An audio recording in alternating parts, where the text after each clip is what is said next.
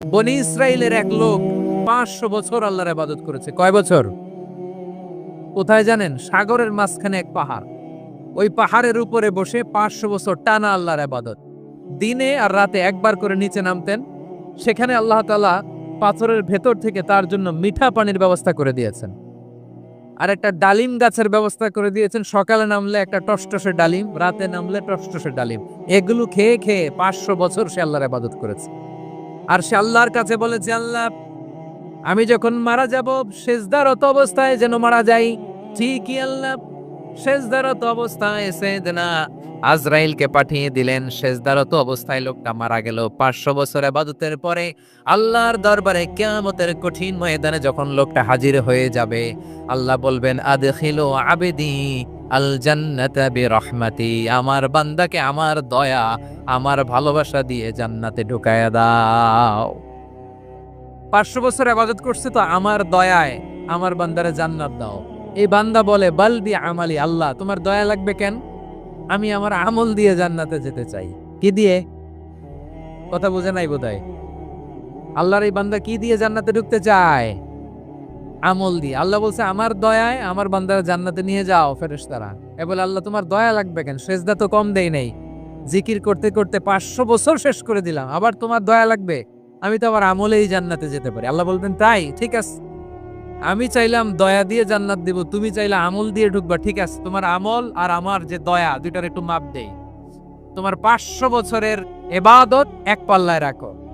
আর আল্লাহ বললেন, আমি যে দয়া করে এ দুনিয়ার নাজ নেয়ামত বিউটি সৌন্দর্য দেখার জন্য তোমার দুটা চোখ দিয়েছিলাম, দুটা নয়, একটা চোখ আরেক পাল্লায় রাখো। রাখা হবে, দেখা যাবে ওই 500 বছরের ইবাদত হালকা হয়েছে আর মুহূর্তের মধ্যে আল্লাহর দেয়া একটা চোখের নেয়ামত ভারী হয়ে গিয়েছে। আল্লাহ বলবেন, তোমার কথা মতো মাপ দেয়া হলো, এবার ফলাফল দেখো, হিসাব বলে তুমি এখন জাহান্নামে যাবা। Go to the hell fire, যাও এবার জাহান্নামে যাও। মাপ জোখে যখন আসছো আমার সাথে হিসাব ক্যালকুলেশন, যাও তুমি এবার জাহান্নামে যাবা। এবার লোকটা কাচুমাচু করে বলে, আল্লাহ আমি বুঝি নাই, আল্লাহ আমি বুঝতে পারি নাই, খেয়াল করি নাই, তুমি আমারে ক্ষমা করো, তুমি আমারে মাফ করো। ও আল্লাহ, এবার আমি টের পেয়েছি, এবার আমি বুঝতে পেরেছি, তোমার দয়া ছাড়া দুনিয়ায় কেউ জান্নাতে যেতে পারবে না, কেউ পারবে না। আল্লাহ বললেন, ওরে গোলাম, তুই তো কিছুই ছিলি না, অস্তিত্বহীনতা থেকে তোরে অস্তিত্বে আনলো কে? ওই ছোট্ট শুক্রাণু থেকে মায়ের পেটে 9 মাস ধরে খাবার দিয়েছে কে? আবার সুস্থতার সাথে দুনিয়ার বুকে তোরে ডেলিভারির ব্যবস্থা করে দিল কে? আবার তোর মায়ের বুকের ভেতরে 2টা খাবারের লাইনের ব্যবস্থা করে দিল কে? আবার তোকে শৈশব পেরিয়ে কৈশোর পেরিয়ে তারুণ্য, তারপরে যৌবন, এগুলো দান করলো কে? তার চেয়েও বড় কথা, পাহাড়ের মাঝখানে সাগরের মাঝখানে 500 বছর ইবাদত করার শক্তি তোর গায়ে দিয়েছে কে?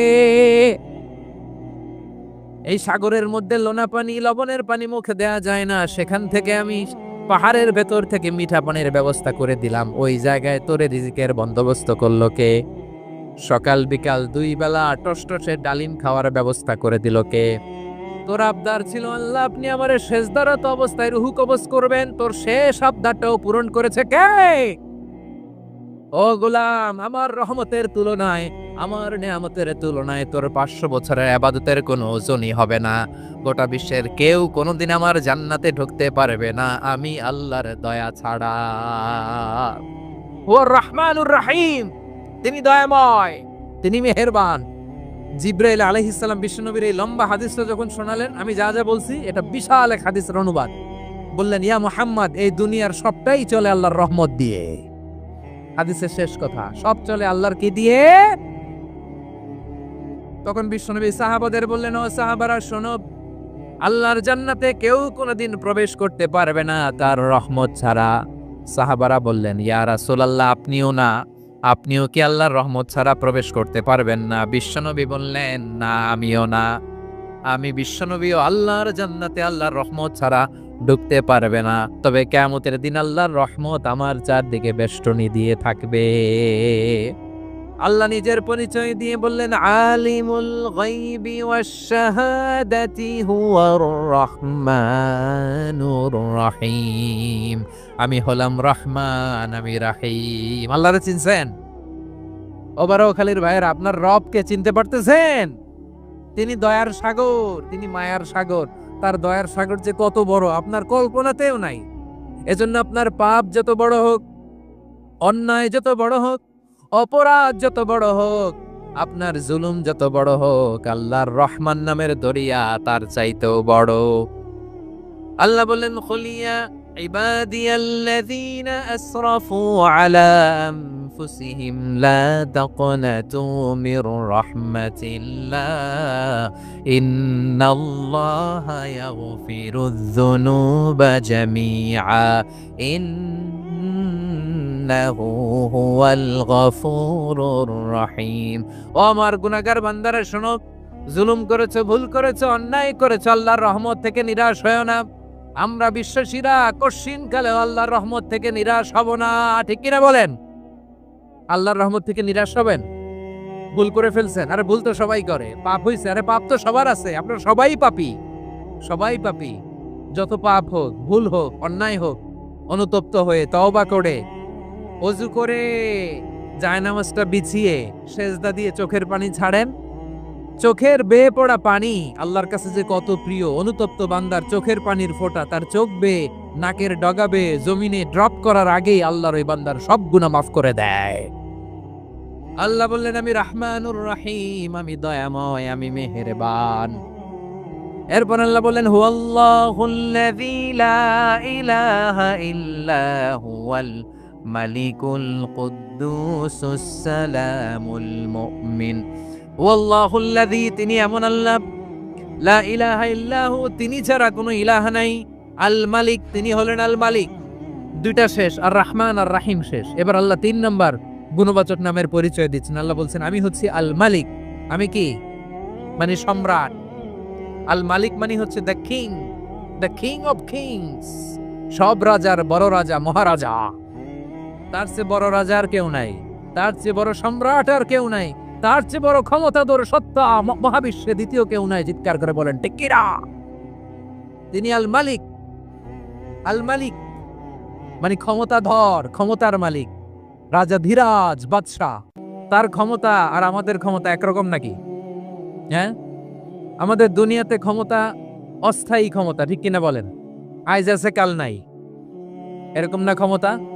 আল্লাহর ক্ষমতাও তো এরকম না, আইজ আছে কাল নাই এরকম। দুনিয়াতে দেখবেন কোন দেশের প্রেসিডেন্টের 4 বছরের ক্ষমতার মেয়াদ, কোন দেশে 5 বছরের। আল্লাহর কয় বছরের? 10 বছরের নাকি 20 বছর, 100 বছর? আল্লাহর ক্ষমতার মেয়াদ কতদিন বলেন? বুঝে থাকলে বলেন তো। চিরকাল তার ক্ষমতার মেয়াদ। চিল্লায় বলেন ঠিক কিনা? নিরঙ্কুশ ক্ষমতা, একচ্ছত্র ক্ষমতা বলতে যা বুঝায়, এই ক্ষমতা একমাত্র আল্লাহরই আছে। আমাদের ক্ষমতার জন্য আমরা ডিপেন্ড করতে হয়, ওর ডিপেন্ড লাগে, ওই জনমত নেওয়া লাগে, ওই জনগণের কাছে যাওয়া লাগে, ভোট চাওয়া লাগে, এরা ভোট দিলে এরপরে আমরা আসবো, ঠিক কিনা? আবার জনগণ না চাইলে আমরা নাই। আল্লাহর ক্ষমতা কি এরকম? হ্যাঁ, আবার দেখবেন দুনিয়াতে ক্ষমতায় যাওয়ার জন্য জোট করা লাগে, জোট। জোটের রাজনীতি আছে না নাই? জোট হয়, শরিক হয়, এই হয়, সেই হয়, নানা ভাবে দুনিয়াতে ক্ষমতায় আসতে হয়। আল্লাহ বলে, আমার ক্ষমতার জন্য কারো উপর বিন্দু পরিমাণ আমার ডিপেন্ড করা লাগে না। সৃষ্টি শুরু থেকে আমি ক্ষমতার চেয়ারে বসা, মহাবিশ্বের শেষ পর্যন্ত, সীমাহীন ভবিষ্যৎ পর্যন্ত আমি ক্ষমতার চেয়ারে থাকবো। আমি হলাম আল মালিক। আমার ক্ষমতার কোনো কমতি নাই, কোনো ঘাটতি নাই। কেউ আমার ক্ষমতা থেকে নামাতে পারবে না। পারা যাবে? এই যে আমরা ফ্যাসিস্ট সরকারের যে আপনারা নামাই দিছেন গণ অভ্যুত্থান করে, মনে আছে? 5ই আগস্টের কথা ভুলে গেছেন এত তাড়াতাড়ি? মনে আছে?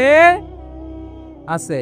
তা আমরা সবাই মিলে যদি একটা গণ অভ্যুত্থান করি, তাইলেই তো আল্লাহর ক্ষমতার চেয়ার থেকে নামায় ফেলানো যায়। হ্যাঁ, যাবে না? পারবো না আমরা? কি বলে, পারা যাবে না? আচ্ছা, আমরা না হয় পারলাম না, জিন জাতি যদি আমাদের সাথে জয়েন করে, ম্যানকাইন্ডের সাথে জিনকাইন্ড, ইফ দে জয়েন আস, সবাই মিলে একটা গণ অভ্যুত্থান, রেভলিউশন, ডেমনস্ট্রেশন, প্রোটেস্ট, সবাই মিলে যদি একটা অভ্যুত্থান করি, তাইলেই তো আল্লাহর ক্ষমতা শেষ।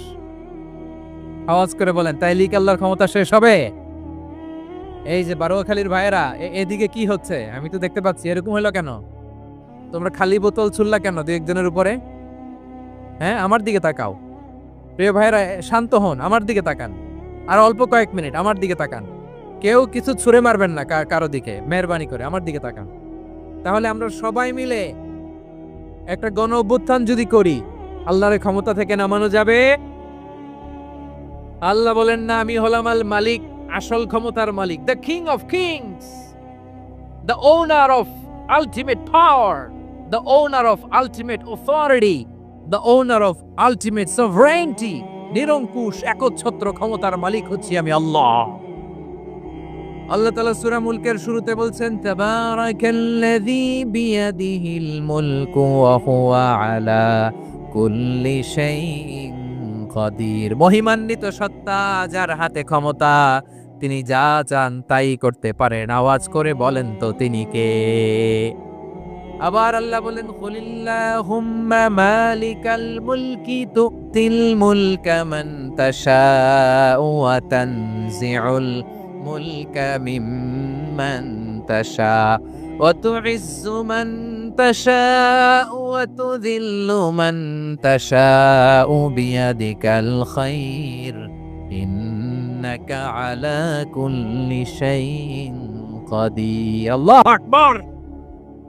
এ নবী, আপনি বলুন, আল্লাহুম্মা মালিকাল মুলক, আল্লাহ আপনি ক্ষমতার মালিক। তুতিল মুলকা মান তাশা, যাকে চান তারে ক্ষমতার চেয়ারে বসান। ওয়া তানজিউল মুলকা মিম্মান তাশা, যাকে চান তাকে ক্ষমতার চেয়ার থেকে ছুঁড়ে ফেলে দেন। তিনি কে? ক্ষমতার চেয়ারে বসায় কে? আবার মনে চাইলে আস্থা করে ছুঁড়ে নিক্ষেপ করেন, তিনি কে? আবার আল্লাহ বললেন, ওয়ালাম ইয়াকুল্লাহু শারীকুন ফিল মুলকি, আমার ক্ষমতায় কোনো শরিক নাই, কোনো জোট নাই, কোনো পার্টনার নাই, কোনো অংশীদার নাই। আবার আমি চলে গেলে আমার ক্ষমতার দাবিদারও কেউ নাই। আল্লাহু আকবার। এই দুনিয়াতে রাজা মারা গেলে পরের রাজা কে হয়? রাজার ছেলে রাজা, ঠিক কিনা বলেন? আল্লাহ চলে গেলে আরেকজন বসবে নাকি এরকম? না, তার ক্ষমতার সাথে দুনিয়ার ক্ষমতার কোনো মিলই নাই। এজন্য তিনি তার নাম দিয়েছেন আল মালিক।